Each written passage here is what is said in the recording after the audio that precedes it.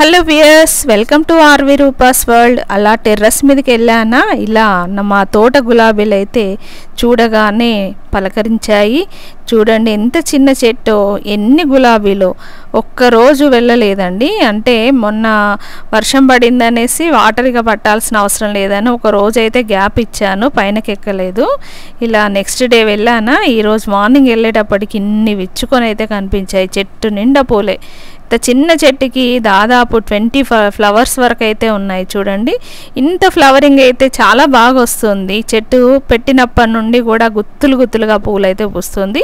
మరి దానికి నేను తీసుకున్న కేర్ కూడా కారణమేనండో, ఎందుకంటే నేను దానికి అంత మంచి ఫుడ్ ఇస్తున్నాను కాబట్టి అవి నాకు ఫ్లవర్స్ని అందజేస్తున్నాయి. మా ఇంట్లో పూజకి మా ఇంట్లో పూలతోనే పూజ చేయాలనే కంకణం కట్టుకున్నానండి నేను. అందుకనే అన్ని రకాల ఫ్లవరింగ్ ప్లాంట్స్ అయితే పెట్టుకున్నాను. దానిలో కొన్ని అయితే బాగా అయితే వస్తున్నాయి. ఇక కొన్ని గులాబీలు అయితే హైబ్రిడ్ గులాబీలు తెచ్చి పెట్టాను లాస్ట్ ఇయర్. ఒక ఇయర్ అంతా బాగా పూసాయండి, కానీ ఏమైందో కానీ అవైతే మరి కుండీలలో అయితే ఎండిపోయాయి.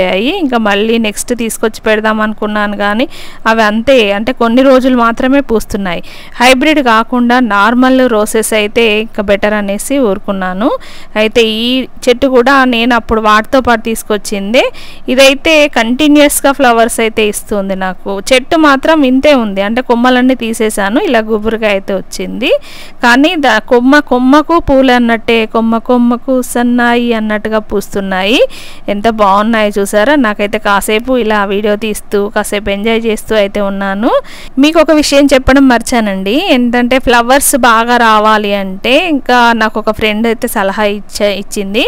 2020ని ఒక 2 monthsకి ఒకసారి కాస్త అట్లా మనకు బయట దొరుకుతుంది కదా 2020 అని, ఇంకా ఎన్పికే కానీ 2020 కానీ కాస్త వేస్తే ఈ ఫ్లవర్స్ కూడా ఎక్కువగా వస్తాయని అలాగే చేస్తున్నాను. ఇంకా అది కాకుండా నేను బియ్యం కడిగిన నీళ్ళు, పప్పులు కడిగిన నీళ్ళు అవన్నీ కూడా ఒక బకెట్లో వేసేసుకొని ఆ వాటర్ని ఈ మొక్కలకైతే వేస్తుంటాను. ఈ ఫ్లవర్స్ అన్నీ పూజ కోసం ఇలా తెంపి ఇలా చూపిస్తున్నాను మీకు. ఓన్లీ నేను చూసి ఆనందపడమే కాకుండా మీకు కూడా నయనానందం కలిగించడానికే ఈ వీడియో అయితే చేస్తున్నాను. ఇంకా ఎవరైనా ఇంట్రెస్ట్ ఉన్న వాళ్ళు, గార్డెనింగ్ ఇంట్రెస్ట్ ఉన్న వాళ్ళు నాకు నా వీడియోస్ చూసి కానీ ఇన్స్పిరేషన్ అయితే పనికొస్తుందనేసి, ఎందుకంటే మొక్కలు పెంచడం అనేది అందరికీ మంచిదే కదండి. కాబట్టి దీంట్లో మనకి అందంగా ఉండడం కోసం ఇలా వాటర్లో వేసి పెడితే చూడడానికి ముందు రూమ్లో పెట్టగానే ఎంత హ్యాపీగా అనిపిస్తుందో అది చూడగానే. ఇలాంటివన్నీ షేర్ చేసుకుంటూ ఉంటానండి, ఎందుకంటే చిన్న జీవితం మనది, చాలా చిన్న జీవితము, ఎప్పుడు ఏమవుతుందో తెలీదు. కాబట్టి ఉన్నంతలో ఉన్న వాటితోని మనం సంతృప్తిగా బతకడం అనేది చాలా అవసరం అండి.